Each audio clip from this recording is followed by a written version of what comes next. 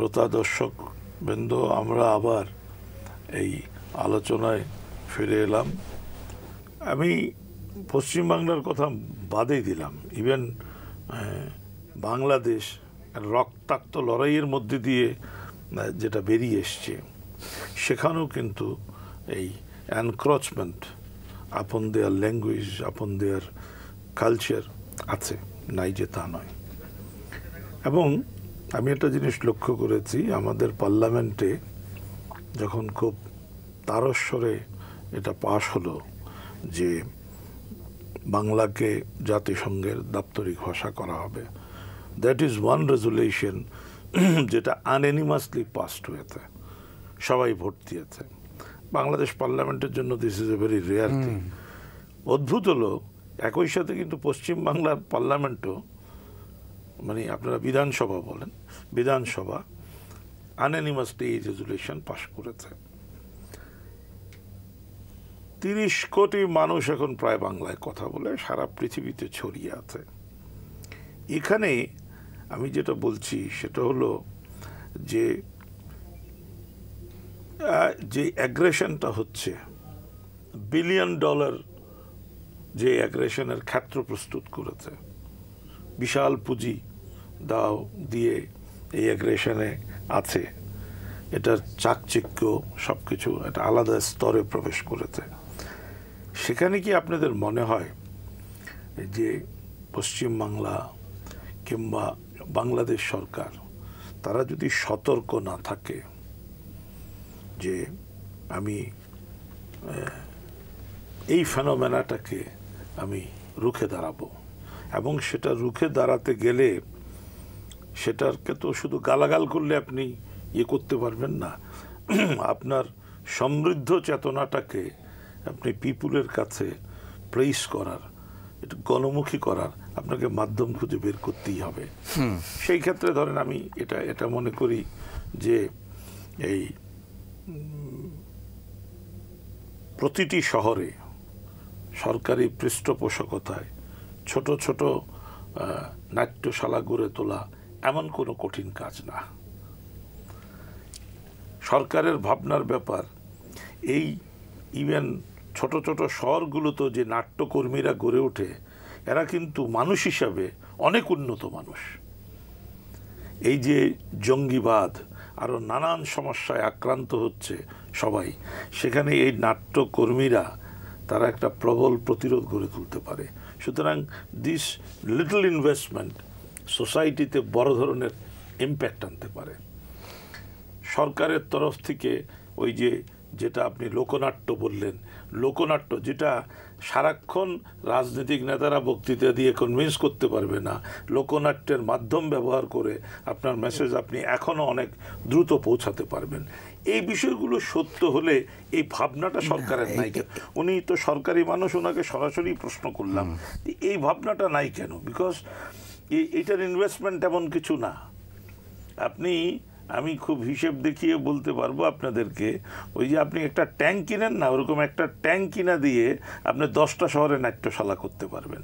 আর ওই উড়োজাহাজ যেটা কিনবেন, ওই উড়োজাহাজ দিয়ে বোধহয় সারা দেশের অর্ধেক জায়গায় নাট্যশালা করে ফেলতে পারবেন। সুতরাং এগুলো করছেন না কেন? ও একটু বলুক, তারপরে আমি বলবো। আমার এই বিষয়ে সুনির্দিষ্ট বক্তব্য আছে। না, আমি তো প্রথমেই একটি সমস্যার কথা বলেছি যে এই আমাদের দেশে এই রাজনৈতিক ক্ষমতা রদবদল হলেই একটা সংস্কৃতির ক্ষেত্রে একটা সংকট দেখা দেয়। যেমন এই মুহূর্তে আমাদের যে সরকার আছে, আওয়ামী লীগ সরকার, এবং আমাদের শেখ হাসিনা আমাদের প্রধানমন্ত্রী, তার নির্দেশে কিন্তু সংস্কৃতি মন্ত্রণালয়ে অনেকগুলো ভালো পদক্ষেপ গ্রহণ করা হচ্ছে। তার মধ্যে একটি আছে যে একেবারে উপজেলা, আমাদের এখানে জেলার পরে সেটি উপজেলা, সেই উপজেলা পর্যায়ে শিল্পকলা একাডেমির মিলনায়তন তৈরি করার একটা পরিকল্পনা সিদ্ধান্তে পৌঁছছেন আপনারা। আগে উপজেলা পর্যায়ে কোনো শিল্পকলা একাডেমির কোনো কার্যক্রমই ছিল না, এখন সেটিকে বিস্তৃত করা হচ্ছে। জেলা পর্যায়ে প্রায় সব জেলাগুলোতেই এখন শিল্পকলা একাডেমির একটি করে অডিটোরিয়াম আছে। কিন্তু সমস্যা যেটা হয়েছে এটি পরিকল্পনার অভাব থাকলে যেটা হয় বা চিন্তার ক্ষেত্রে সমস্যা থাকলে যেটা হয় যে একটা অডিটোরিয়াম করার ক্ষেত্রে যা যা জিনিস দরকার, একটা নাটক করতে গেলে, এমনকি একটা সঙ্গীতানুষ্ঠান করতে গেলেও একটা মিলনায়তনের ভেতরে ন্যূনতম যে সুযোগ সুবিধাগুলো দরকার, অ্যাকাউস্টিক্সের যে শব্দের যে ব্যাপারটা দরকার, এইগুলো হচ্ছে ফার্স্ট ক্যাজুয়ালিটি হচ্ছে অ্যাকাউস্টিক্স। একদম এই জিনিসগুলো বিবেচনায় না থাকাতে এই সাধারণ ইঞ্জিনিয়ারকে দিয়ে বা কন্ট্রাক্টরকে দিয়ে কাজগুলো করাতে যেটা হয়েছে যে এই ক্ষেত্রে আমাদের অনেক সমস্যা তৈরি হয়েছে। ফলে মিলনায়তনগুলো থাকা সত্ত্বেও এর পুরোপুরি ব্যবহার আমরা করতে পারছি না। ভাষার ব্যাপারটা আমাদের এখানে ভীষণভাবে, প্রথমত ওখানে হচ্ছে রাষ্ট্রভাষা বাংলা, তার একটা গুরুত্ব প্রাধান্য, এটা আন্তর্জাতিক স্বীকৃতি এটা রয়েছে। আর আমাদের এখানে হচ্ছে বিভিন্ন ভাষার মধ্যে একটা ভাষা বাংলা, একটা অঙ্গরাজ্যের ভাষা হচ্ছে বাংলা। সেই জায়গায় আমাদের এখানে বাংলা খুব অবহেলিত ভাষা, খুবই অবহেলিত ভাষা, সরকারি স্তরে সর্বস্তরে। এই ভাষাকে যদি কাজের ভাষা না করা যায়, অর্থাৎ বাংলা ভাষাতে কাজ করতে শিখছি, তার জন্যে আমার যে কোনো পদ আমি পেতে পারি সরকারি ক্ষেত্রে কিংবা বেসরকারি ক্ষেত্রে, সেটা যতদিন না হবে ততদিন বাংলা ভাষা শেখার জন্যে ছেলে মেয়েদের মধ্যে আগ্রহই থাকবে না, এবং নেইও, বর্তমানে নেইও। আপনি প্রেসিডেন্সি কলেজে খোঁজ নিন, ক্যালকাটা ইউনিভার্সিটিতে খোঁজ নিন, দেখবেন যে বাংলা ভাষা শিখতে যাচ্ছে খুব ব্রিলিয়ান্ট ছেলে মেয়ে, কচিত কদাচিৎ একটি দুটি পাওয়া যেতে পারে, তাছাড়া কেউ ওদিকে ঘেঁষছে না। সুতরাং এই ভাষার ব্যাপারটা হচ্ছে এইখানটায়। দ্বিতীয় হচ্ছে যে, এবং আমাদের সরকার কি করে এই ব্যাপারে বেশি করতে চায় না, কারণ যদি ওদের কেউ সংকীর্ণতাবাদী বলে, যদি বলে প্যারোকিয়াল অমুক, সেই জন্য খুব অতি সাবধানতা আমাদের ভাষাকে আরও অবহেলার স্তরে নিয়ে চলে গেছে। আর থিয়েটারের কথা যেটা বলছেন, আমাদের সরকার কিন্তু করেছে নানা জায়গায়। সেই রবীন্দ্রনাথের জন্মশতবর্ষে এটা শুরু করেছিলেন নেহেরু, যে নানা জায়গায় রবীন্দ্র ভবন তৈরি করা, জেলায় জেলায় এবং উপজেলায়, উপজেলায় সাব ডিভিশনে, সেই সমস্ত জায়গায় কিন্তু হয়েছে।